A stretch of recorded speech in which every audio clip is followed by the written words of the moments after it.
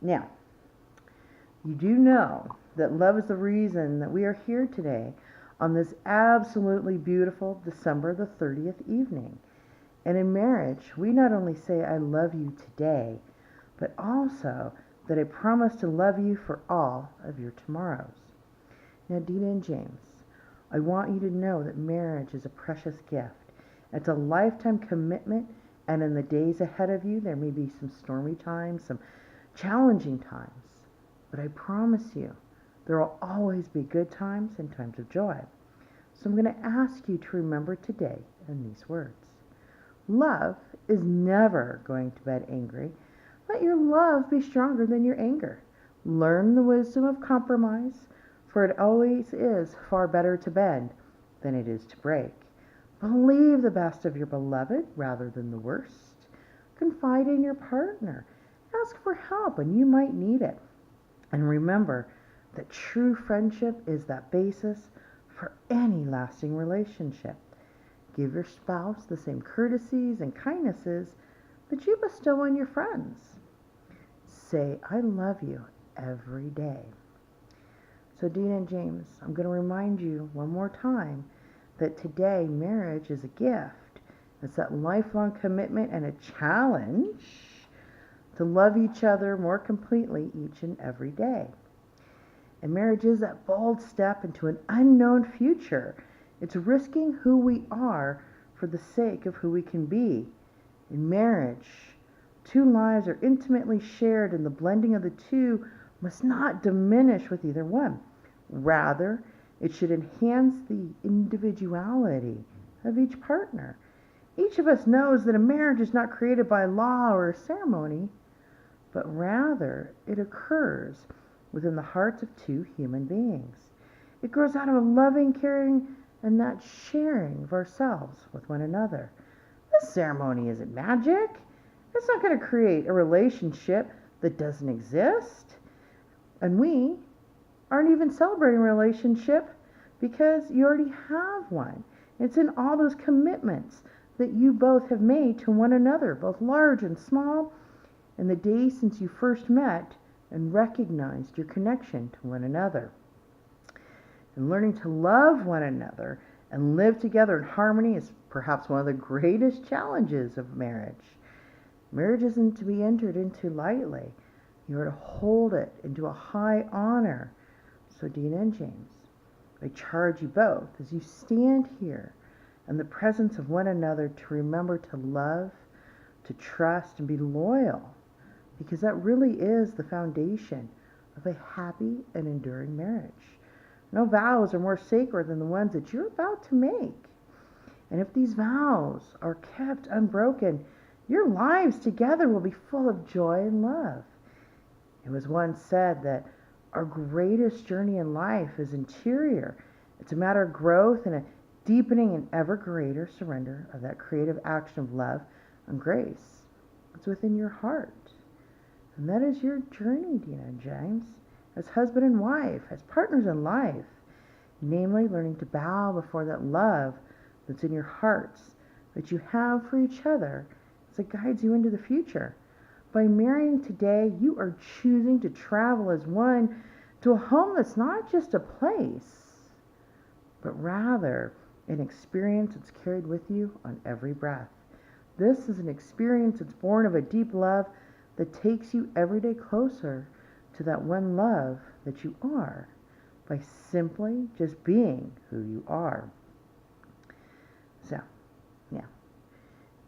Deana, important questions now. Do you, Deana, take James? Do you want to look at him? You don't have to if you don't want to. Do you take James to be your lawfully wedded husband and live together in marriage? Do you promise to love him, comfort him, honor and keep him for better or for worse, for richer, for poorer, in sickness and in health, and to forsake all others and keep faithful only unto him for as long as you both shall live? Now, James, this is your important question.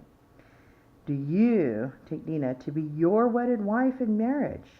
Do you promise to love her, comfort her, honor and keep her for better, for worse, for richer, for poorer, in sickness and in health, forsaking all others and being faithful to her for as long as you both shall live? I do. So now it's time to exchange rings.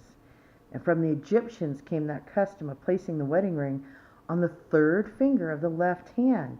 They believed that from this finger a vein of love went directly to your heart.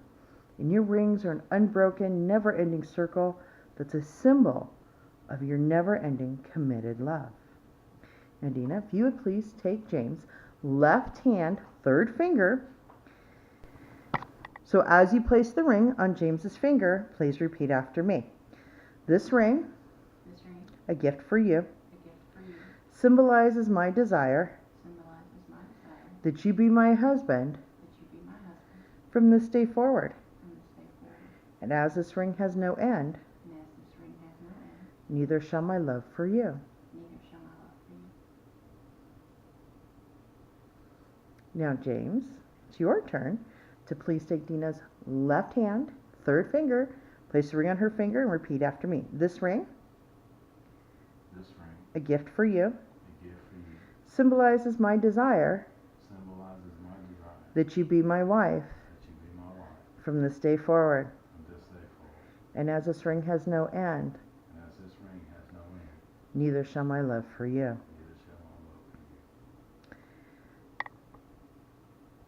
So perhaps these words from the poem I Long to Love truly expresses why we are here today.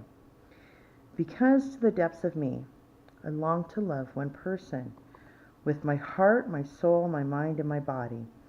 Because I need a forever friend to trust with the intimacies of me, who won't hold them against me, who loves me when I am unlikable, who sees the small child in me, who looks for the divine potential in me. Because I need to cuddle in the warmth of the night with someone I feel blessed to hold. Because marriage means opportunity to grow in love and in friendship. Because marriage is a discipline to be added to a list of achievements. Because marriages don't fail. People fail.